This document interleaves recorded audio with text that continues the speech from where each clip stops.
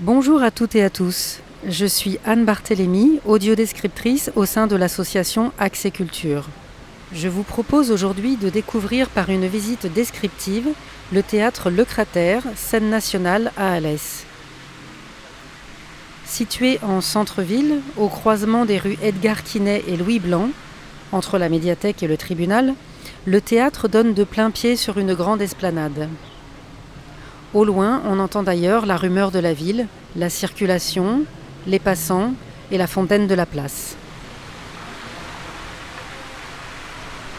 Le bâtiment est moderne, aux formes géométriques massives, cubiques ou rectangulaires, alliant murs de béton brut et baies vitrées. Les toits sont des surfaces planes. La majeure partie du bâtiment date de 1972 et a été conçue par l'architecte Pierre Raoux. La partie droite du bâtiment, celle située du côté de la rue Edgar Quinet, est une extension qui a été construite en 2004-2005, mais qui garde les mêmes caractéristiques que la partie d'origine. Sur la façade est fixé un grand caisson lumineux carré, couleur bleu nuit, sur lequel se trouve le logo du théâtre. Une pleine lune blanche, doublée d'un croissant de lune bleu et entourée d'étoiles. Sous la lune, le nom du théâtre est écrit en lettres majuscules. L'entrée du public se fait par des portes vitrées donnant au même niveau que l'esplanade.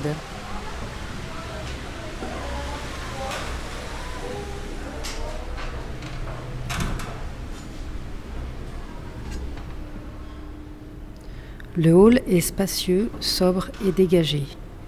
Précision, il n'y a pas de rampe podotactile ou de rail de guidage au sol. Une fois entré, sur ma gauche, il y a le long comptoir de la billetterie.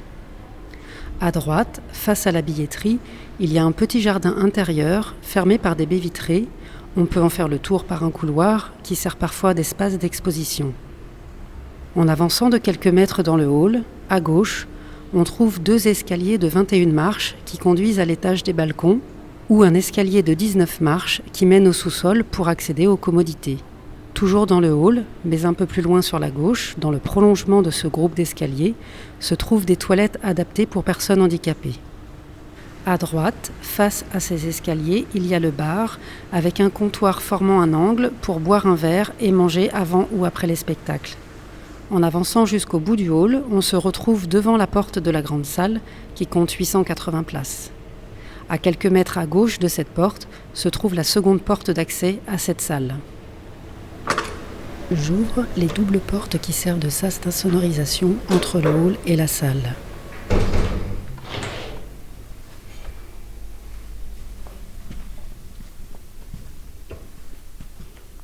Une fois entré dans la grande salle, je constate que le dernier rang de fauteuils est au même niveau que le hall et que l'esplanade.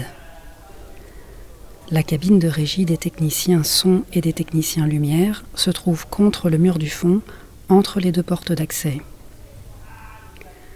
Le vaste parterre où sont installées les rangées de fauteuils est un dénivelé creusé dans la profondeur du sol comme un cratère.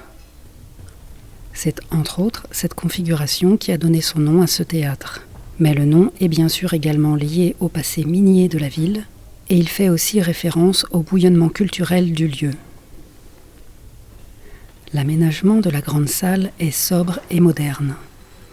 Moquette orange au sol, murs sombres, fauteuils noirs. L'espace est très vaste et dégagé.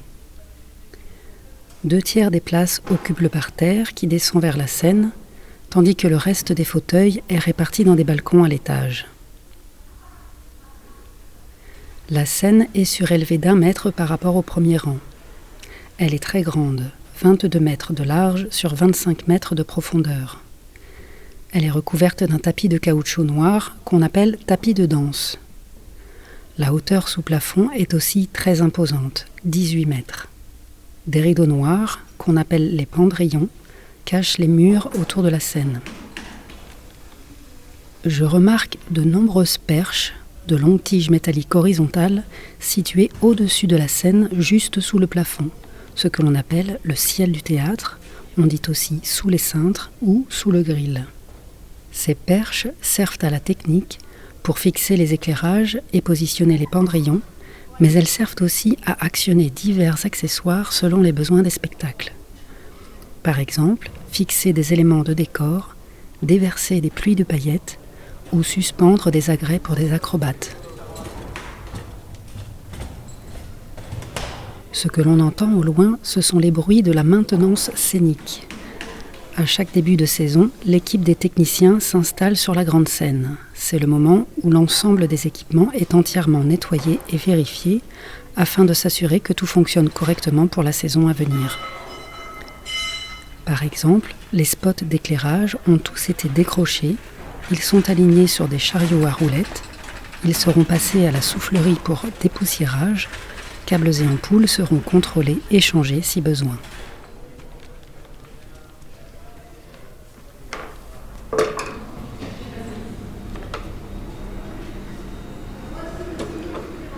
En ressortant de la grande salle, prenons comme point de repère les portes vitrées de l'entrée dans notre dos et le comptoir du bar à notre droite.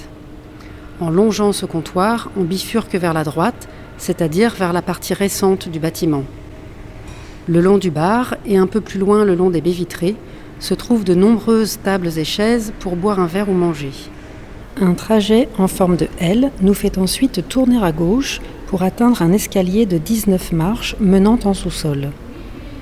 Une bande podotactile indique la première marche descendante. Cet escalier permet d'accéder à la petite salle de 200 places, appelée salle d'à côté. Arrivé en bas, en contournant l'escalier, on trouve d'autres commodités. J'ouvre les doubles portes qui servent de sas d'insonorisation.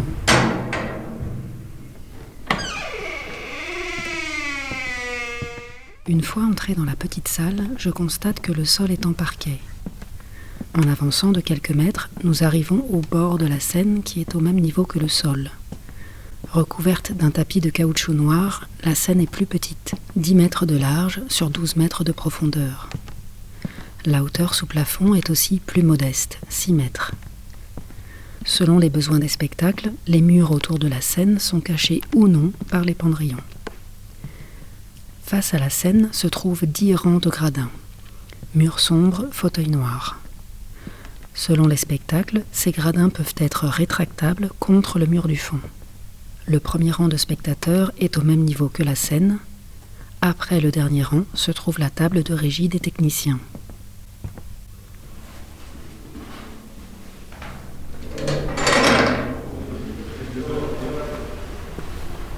En retournant dans le hall, je retrouve plusieurs personnes qui travaillent ici. Je vous laisse découvrir leurs voix que vous reconnaîtrez certainement lorsque vous viendrez assister à des spectacles. Bonjour, je suis Véronique. Bonjour, je suis Sylvie. Je suis Carole. Nous sommes toutes les trois à la billetterie du Cratère. Bonjour, je suis Sébastien, donc je suis en charge de la communication et des réseaux sociaux. Mais aussi de temps en temps, je suis au guichet invitation, donc vous pouvez me retrouver le soir des spectacles pour l'accueil au guichet, simplement invitation. Je m'appelle Assina, je suis chargée du public scolaire et des publics dans le cadre de la politique de la ville. Bonjour, moi je m'appelle Géraldine Elie et je suis chargée des relations publiques, donc tous les groupes qui peuvent venir au théâtre. Et je m'occupe aussi du développement territorial, c'est-à-dire tous les spectacles qu'on organise en dehors du théâtre, dans les autres communes. Bonjour, je suis Olivier Lataste, je suis directeur du Cratère et je m'occupe notamment de la programmation des spectacles. Voilà, j'espère que cette visite descriptive du théâtre Le Cratère vous aura plu. Je remercie toute l'équipe du théâtre pour leur accueil et leur confiance. Chers auditeurs, chers spectateurs, je vous souhaite une très bonne fin de journée.